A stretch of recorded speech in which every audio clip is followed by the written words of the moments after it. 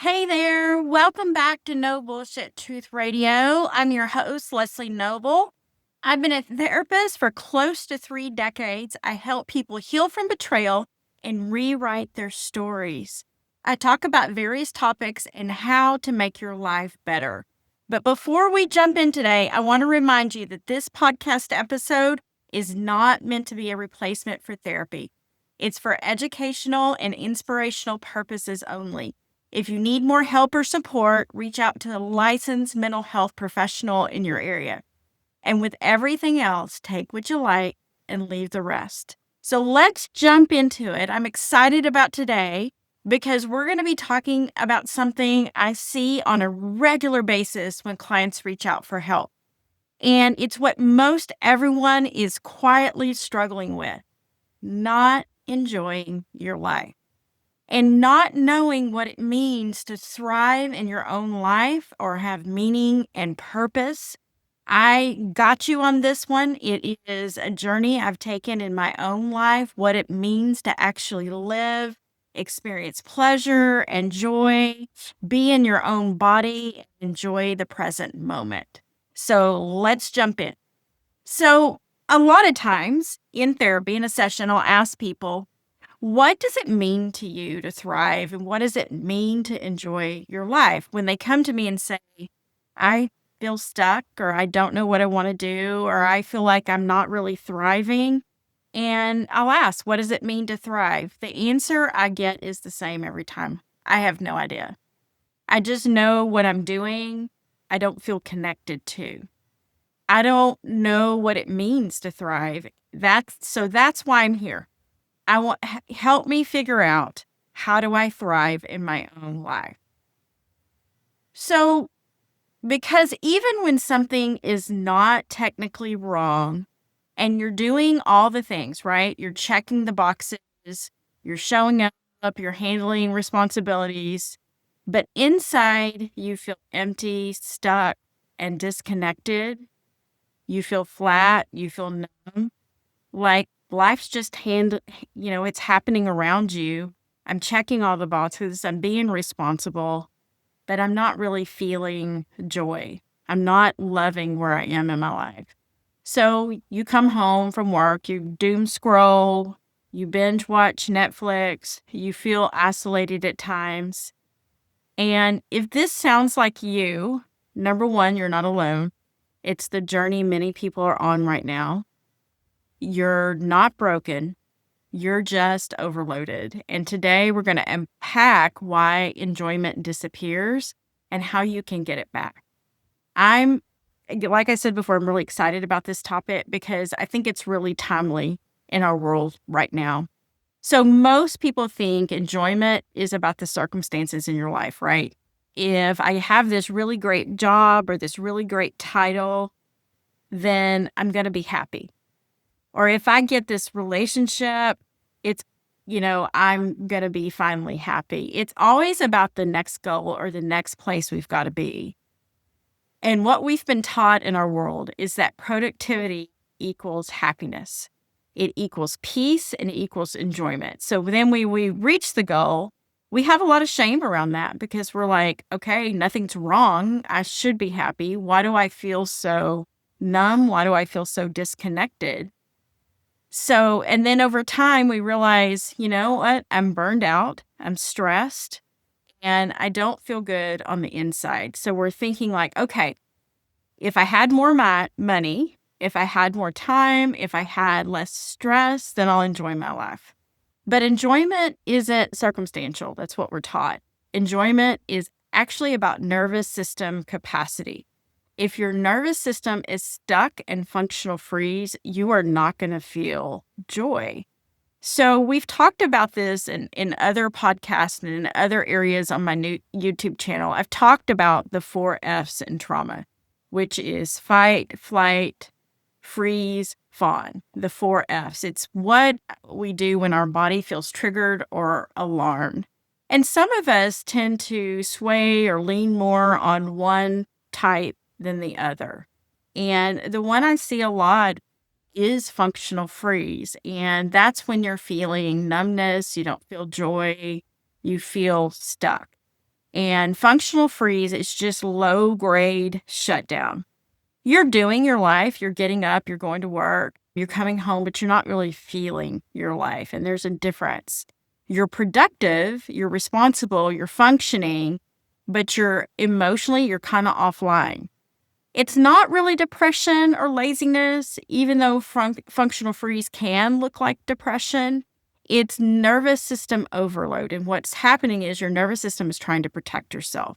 A good way to look at trauma responses is looking at animals, because animals have a more sensitive nervous system. We have one too. But if you look at, for instance, a dog, and you yell at your dog, some dogs will fight you, some dogs will run away, some will freeze in place, and some will come over and lick you and want you to pat. That is their response to you yelling. So, humans do the same thing. We freeze, we fawn, we fight or flight. And as I've said, most of the time people have one or two that they tend to lean towards. If you feel you have a hard time feeling joy or pleasure, I would say you lean towards more of the functional freeze side. And this is a journey I've taken in my own life, is working on how does it feel to experience joy and pleasure and really live in my life. I grew up with parents that were just not very happy. They weren't happy people, very successful. Both of them. My mom has 2 master's degrees. My dad has a master's degree. He ran his own business. My parents were very successful. But learning how to be happy and experience joy and going after the things that you want in your life, I did not have that example. So it's something I've had to learn along the way, and it's something that I'm excited to share with you. Because for a long time, I thought there's something wrong with me. Like, why? And it's because I was doing life like we all do it, which is you will be happy when you get the job title, when your kids reach a certain milestone. You will be happy when. Instead of learning what it means to thrive in the present moment and what it means to be embodied, which is in your body, and allowing, which is what I'm going to talk about today, is I'm going to give you some really simple things that you can use to learn how to be present in your own life. So one of the things that happens is when your nervous system is bracing for a long time, it really doesn't have the bandwidth for pleasure, connection, or presence. So I always tell people rest is productive. It is, because, and we're taught the opposite, like we should feel guilty. We should always be accomplishing something, right? We should always have a goal. And goals are beautiful and they're wonderful. But if you don't allow rest, you don't allow moments of pleasure, you're going to collapse, because we are built for enjoyment. We're built for connection. We're built for presence. So, in my own life, I was working hard. I put 2 kids through college, and I feel like I've done a great job as a mom, but there was a part of me that felt like, I wasn't really enjoying my life. And part of what I always tell people about healing is that learning to unlearn. And I had to unlearn ways that I had been directing and working with my own life so that I could experience peace and could experience joy. So there are 5 hidden patterns we struggle with if you feel like you're not thriving or you've just killed enjoyment and pleasure in your own life. And one is chronic bracing. So bracing for the next bad thing, asking yourself, what's the next stressor, the next conflict, the next failure, the next demand. Your body is on settled hold. You can't enjoy life because you're always bracing for impact. And I think Brene Brown calls it foreboding joy, where we're always worried about the next bad thing. And I think a lot of the time we do that so that we can prepare for it. It's us clinging for safety. So if I'm prepared for failure, then when it hits, I can handle it. when I'm bracing for the next thing that may not work out, then I can be prepared. But really, that's just a false sense of safety. I'm going to tell you in a minute how to rework those ideas about failure. And if you're always looking for ways that things can go wrong, the problem with that is you're not present and you're not enjoying what is happening in your life in the moment right now. You're predicting that something bad can happen before anything actually bad has happened. So that's a pattern to look at. Am I always bracing for the next thing? The second pattern I see is people living for productivity instead of pleasure. It's really baked into our culture that you need to be performing and you need to be productive at all times. And then we wonder why we are so burned out. We're burned out also because we take in so much information. I think about, I'm an old lady now, but I think about when I was younger, like I don't even think we had cell phones till I was in graduate school, or we had the big cell phones, but people, if you wanted to call somebody, you called from your phone at home. We didn't have the technology that we have now, where we're taking in just huge amounts of information. And sometimes it's more than our nervous system can handle. We're productive all day at work, and then we come home and take in more information.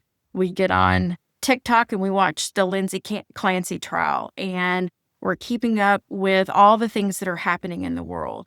And our nervous system is in collapse. It is burned out.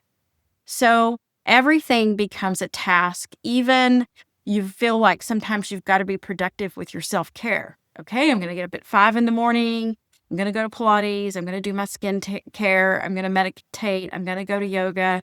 I'm going to work all day. Then I'm going to go home and I'm going to scroll on TikTok. I'm going to make dinner. I'm going to watch TV and go to bed. Everything becomes a task. Everything becomes, I need to be more productive than I am. And sometimes you just need the pleasure of doing nothing, where you put your phone away, you're sitting on your patio, looking at the trees. Your body and your nervous system needs those moments. It needs times when you are disconnecting. Because what's happening is you're performing your life instead of actually experiencing it. You're going through the motions. And if you're asking, well, how do I do that? We're going to go into that later. But right now, I'm just talking about those patterns you need to look at. So we have been so programmed to be performers and to be productive. And in the meantime, we're not really living in the moment. So another pattern to look at is avoidance. You're avoiding dealing with things. You're avoiding dealing with conflict. You're avoiding your feelings. You're avoiding your needs and your wants. It doesn't just block pain. And here's the thing that people don't understand. We don't want to feel the feelings and we want to avoid them. But if you don't feel sadness, then on the other side of that, you can't experience joy. You're just going to be numb. So avoidance blocks joy. Avoiding dealing with that conflict with that person, avoiding apologizing, avoiding, feeling the sad feelings and letting yourself grieve. It flattens your emotional world. So how do you feel your feelings? It's about body awareness. Think about when you're listening on the radio and you're listening to a really sad song and you get those emotions that come with a sad song. So you have a memory or you have a moment where you're remembering something in your life that didn't feel good, like a death or a divorce. Instead of telling yourself, I shouldn't feel sad, I should be over this by now, I shouldn't feel angry, allow that experience to happen. Think about feelings like waves in the ocean. They come up and they peak and then they come back down. Allow yourself to grieve, because a lot of times avoidance is just stuck grief. And the problem is that we just drag that in where we are right now. We drag past grief and we just keep dragging it around from the next place to the next place. Grief just doesn't go away. It stays with you until you deal with it. So allowing those feelings to come up, dealing with them is going to help you over time feel more inner peace. I promise you it works. Don't avoid the muck and the yuck, because you need that to get to the other side of inner peace. I've been through that in my own life, and I promise you that it works. The fourth one is resentment. Resentment is just emotional static. It makes it impossible to feel good even when good things happen. So I think a lot of times when we don't deal with past resentment or past hurt, we carry those old hurts and we just drag it into the next relationship, we drag it into the next job, and enjoyment can't land when you still have a lot of resentment. So how do you get rid of resentment? So part of dealing resentment is first recognizing what you're resentful about and telling yourself the truth. We've been taught that anger and resentment is a bad emotion. And anger is not a bad emotion. It's what you do with it. We have feelings for a reason. So when resentment comes up, I want you to clean it up. I want you to deal with it. And then I want you to move on. So I do something that's called rage on the page, which is I write a letter that I don't send. I write and I write and I write and I write angry and I say what I want to say. Then I rip it up and I move on. And if anger comes up again, I deal with it again. And over time, you're going to see that some of those resentful and angry feelings dim over time. It's my way of dealing with it in the moment. That's not how you have to do it. If you don't like to write, you can scream in your pillow. You can get a tennis racket and hit your bed. There is no wrong feeling. It is what we do with the feeling and how we channel that feeling. So if you feel sad, quit trying to stuff it down because it's like a volcano. It's just going to explode all over the place. You're going to drag it with you. You're going to experience numbness. So also, part of dealing with resentment is also taking responsibility and learning about your own part in things that didn't go right and learning about yourself and what you could have done differently. Then I think you're more honest in dealing with your resentments, which I think also helps too. So always ask yourself the question, what did I learn from this relationship, this job, this friendship, this place I felt so betrayed and so hurt? What did I learn from it? And how can I apply that next? What do I feel most angry and resentful about? So the fifth pattern I see is disconnection from desire. Most people don't know what they actually want. We've been taught not to want because what if we don't get it? And here's the thing you have to accept. You can want things that don't happen, but you can also want things that do happen. So we spend a lot of time talking about needs, but I'm going to challenge you to ask yourself this question. What is it that I actually want? You know what you should want. You know what is expected. But here's the difference or the shift is that enjoyment and thriving requires desire. And desire requires self-connection. So I know the world tells us what we should want, right? We should want to be married for 50 years and have the house and the dog and the 2 cars and the 3 kids and the job with the title.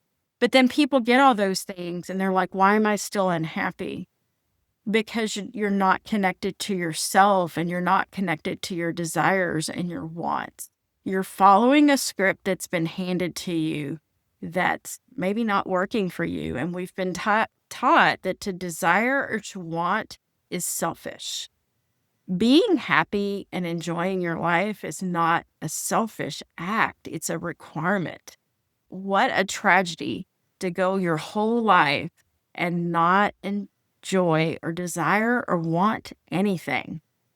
And sometimes even when we get all these things, it's like we sit and ask, okay, like I'm wanting all these things and I don't feel desire. Well, that means you may not be connected to what you actually want.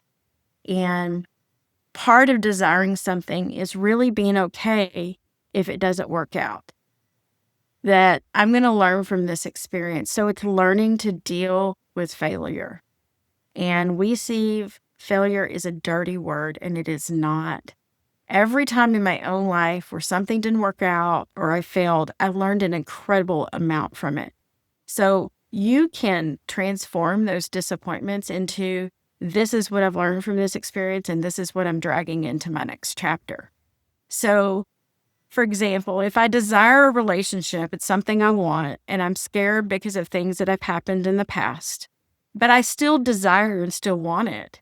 Two things can happen at the same time. I can desire something and want it, but also realize that it may not work out. It may fail. I may go for something I want and it may not work out. But I'm going to learn from what fails and what doesn't work out. And it's going to open me up to the next thing that I want and desire in a better and more mature way. That's life. And I think sometimes we stay stuck because we're so afraid to fail. And here's the thing that you have to radically accept. Are you ready? Failure is going to happen. It's going to happen. If you take risk, if you go with a desire, you're not going to get it sometimes or it's going to fail. But if you have courage, and I think Brene Brown talks about this, is if you choose courage as a value and you get out there and you have courage, you're going to fail and you're going to fail big and you're going to fall on your face sometimes. But you have to decide, do I want to live my life disconnected from my desire? And if the answer is no, that you have to accept that along the way, you're going to lose things and you're going to fail. The other thing we're taught, I think the pattern we're taught that keeps us from enjoyment is that it's a luxury. We're supposed to work really, really, really hard and be productive until we collapse. And enjoyment comes later as a result of this productivity. It's the thing that I've had to work on and work on and work on. Because what I tend to do is be productive, churn out lots of things, lots of projects, lots of work, and then just collapse. Does that sound familiar? And then I get to the weekend and I'm like, I don't want to do anything or talk to anyone. And that is something I've had to work on. It was something that was role modeled for me, is that being successful is the mark of an enjoyable life. But I also know the truth of that. And the truth is I have to have time for play. I have to have time for rest. I have to have time for connection. And enjoyment is not a frivolous thing. It's not an extra in your life. It's not something you earn after you have suffered enough. Enjoyment is feedback. It tells you your life is fitting you. It tells you your nervous system is open to receiving. It tells you that you're connected to self. So if you are not enjoying your life, it's not a moral failure. It's a sign that your nervous system needs more support than what you're getting it. So I know when I'm collapsing, when I'm exhausted, and then I collapse, is I need to do more being connected with myself, which sometimes means I need to rest. I need to slow down. I need to read a book. I need to hang out with a friend. I need to go for a walk. But what we tend to do is work and work and work, and then we collapse. We come home, we take care of our kids, and then we doom scroll. We get on Netflix. We watch politics and get angry, or we get on Facebook and argue with our friends, and then we get off. And that is a terrible way to live. It's surviving and not thriving. You're not experiencing enjoyment in your own life. I mean, there are things we have to do, right? I mean, we have to work so we can pay bills. You know, if you have children, that keeps you busy. I mean, I've been there, so you have to do those things. But what about the things that you're enjoying all the way while you're doing those things? Infusing things that you enjoy with the things that you have to do is not a luxury. It is self-care. It's a requirement for living your life. So how do you start enjoying your life again? And how do you thrive? And what does it mean to thrive? So let's get into that. So I've told you the patterns that cause us not to thrive and enjoy our life and what we're doing. So I'm going to give you some really doable, simple shifts. I'm a big fan of simple because if it is complicated, you will not do it. I'm not going to give you a 30-day challenge routine that takes 2 hours. These are small nervous system friendly changes that you can reconnect with yourself. I'm a big believer in simple. If I give it to you, a big, massive goal, you're not going to do it because your nervous system doesn't have the capacity, which is why people don't stick with goals. It's because they overwhelm their system. And when they overwhelm their system with a task, they collapse or they don't follow through. So for me in my own life, the last couple of years, I've really embraced training in martial arts, and I'm loving it and I'm enjoying it. But I also have learned about myself that I have to move a little slower. I was telling my instructor last week, I do better when I move a little slower in my life. And I know this about my nervous system. I have to learn something, practice it, integrate it before I add something else, which means sometimes moving a little slower, adding one movement and then adding the next movement that goes into it, and then adding the movement together.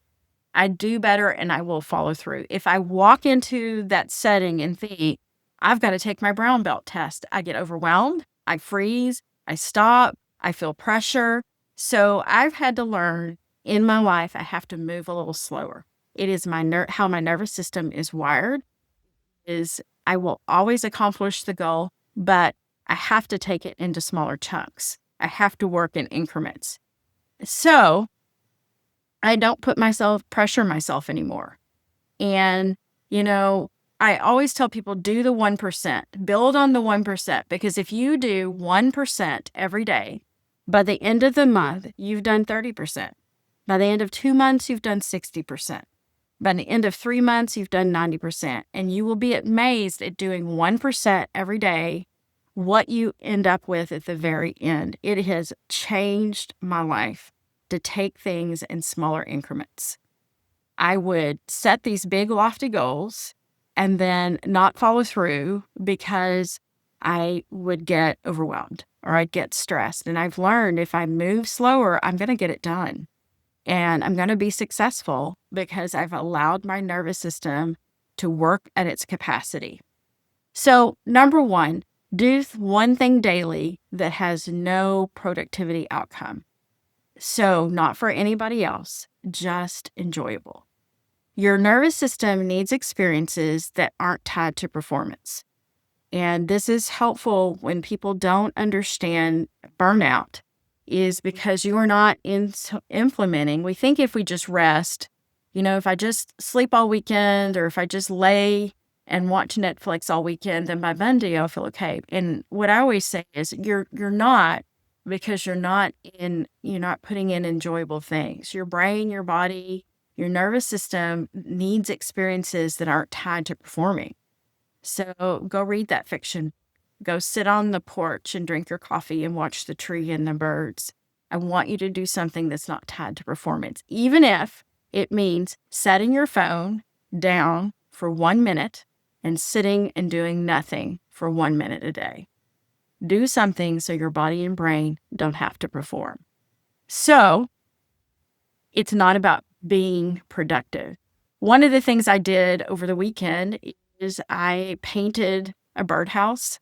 I worked on a birdhouse and it's sitting out here. I painted it. It's like bright yellow and I like watching the birds. So I put it by my window so I could see it. And I'm excited for the birds to move in. Another thing I've been doing a lot lately is reading fiction. I guess you could argue the outcome is that you'd finish a book, but I'm just immersing myself in it, taking a little bit at a time and enjoying it. And those are some things that I've infused throughout my day is creativity and art throughout the day. I also love to write. So just to give you some ideas about things that you can do, sometimes I will try a restaurant and people think I'm crazy. I can go to the restaurant by myself. Anything I want to do, I can do with me because I enjoy being around myself. I enjoy my own company. And I think that's important. Whether you're in a relationship or not, is that you enjoy who you are and do the things that you enjoy just for yourself. And I will say that's been the gift in my empty nest era. My kids are adults.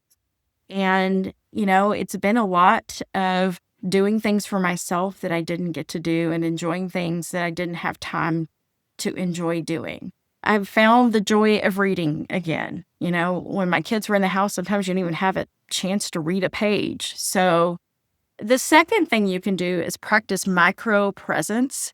Pick one moment a day, brushing your teeth, drinking coffee, stepping outside, where you're actually in presence. You're being mindful. You're actually in it.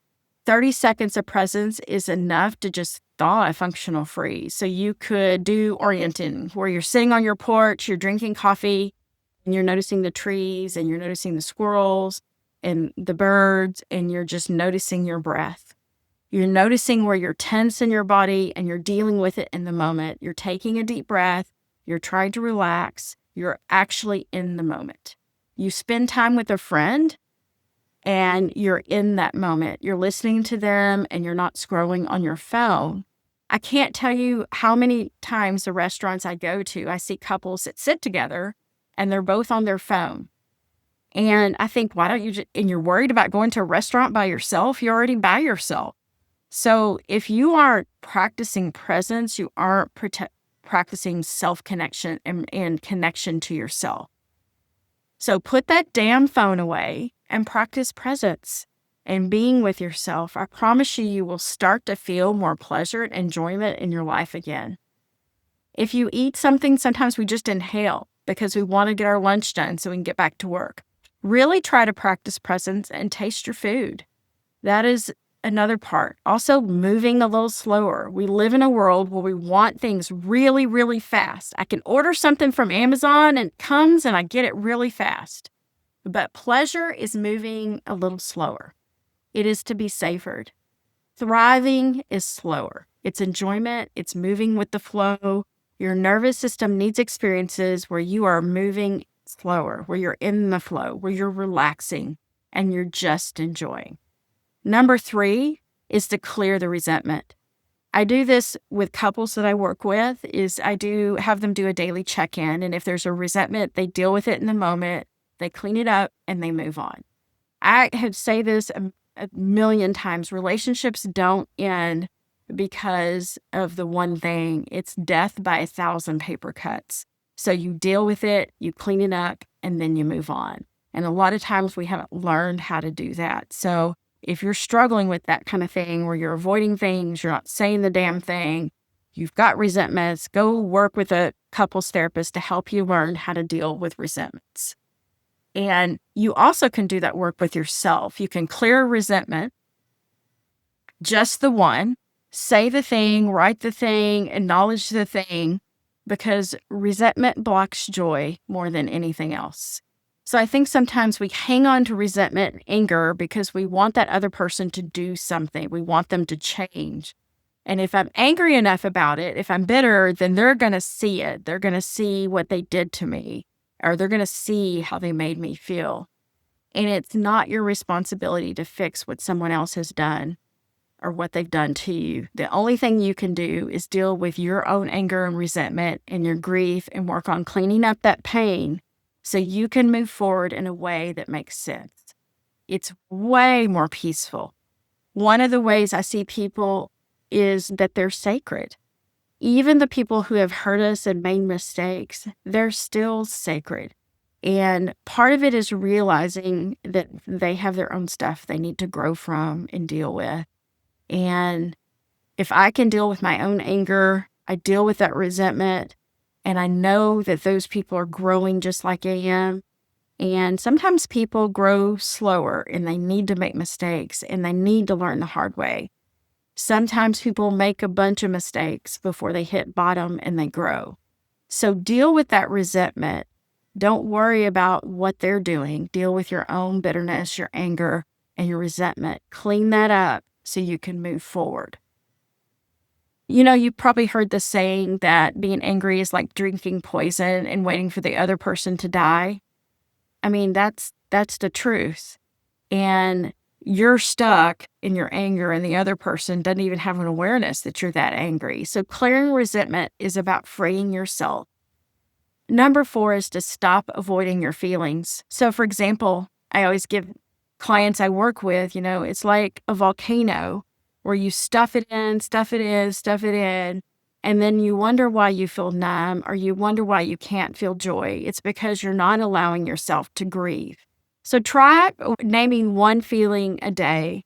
And sometimes when you've grown up in an environment where there was chaos or addiction or abuse, you don't have time to feel your feelings growing up. So they're in there. Grief about your childhood, grief about things that didn't work out, anger.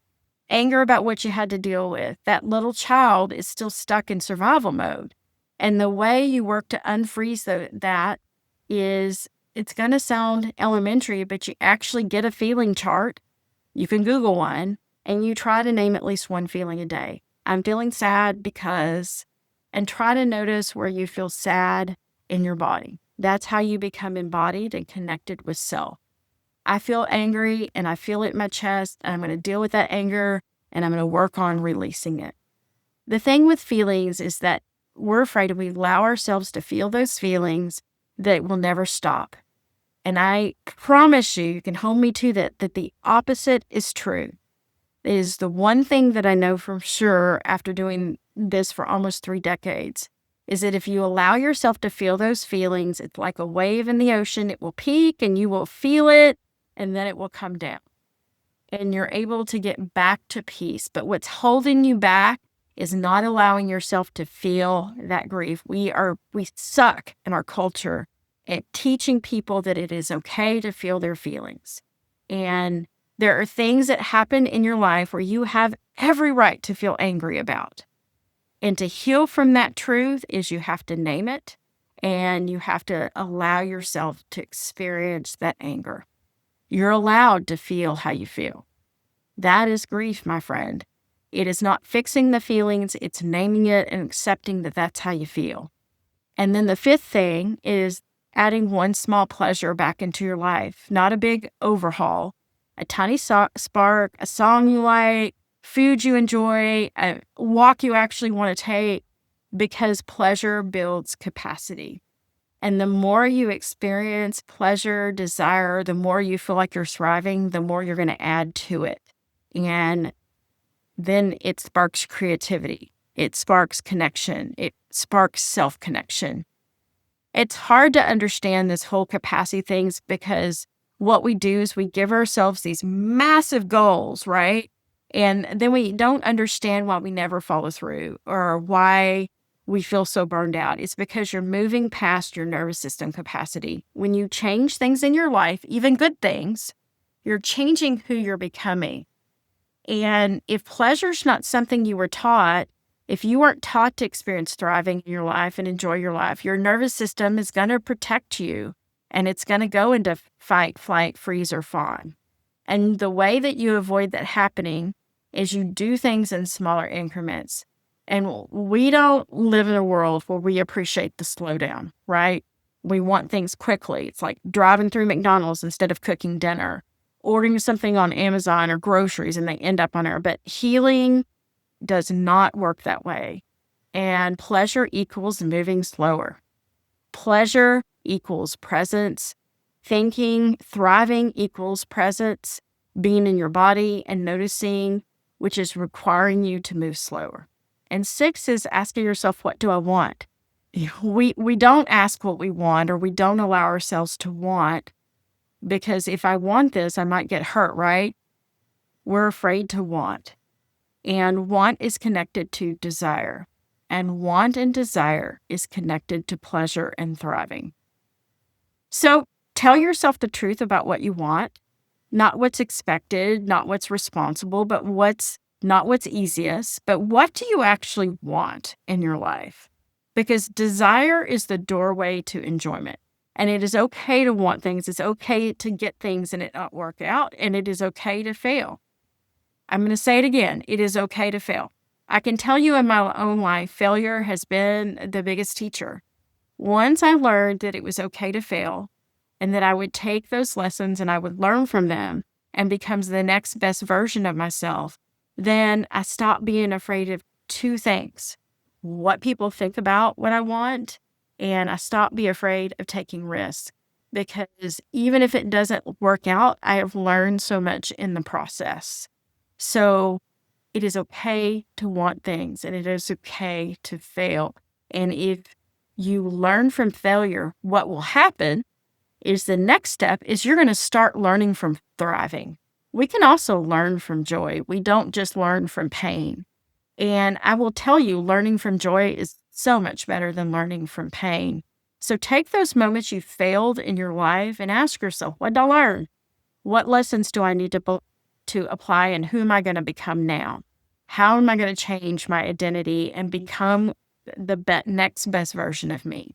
So, in closing, what I would say to you is that you deserve a life that you can actually feel. You deserve moments that land. You deserve enjoyment, not someday, not when things calm down. You deserve to thrive in your own life. Your life is not meant to be endured. It's meant to be lived, my friend. I hope this was helpful to you. Thanks so much for joining me today.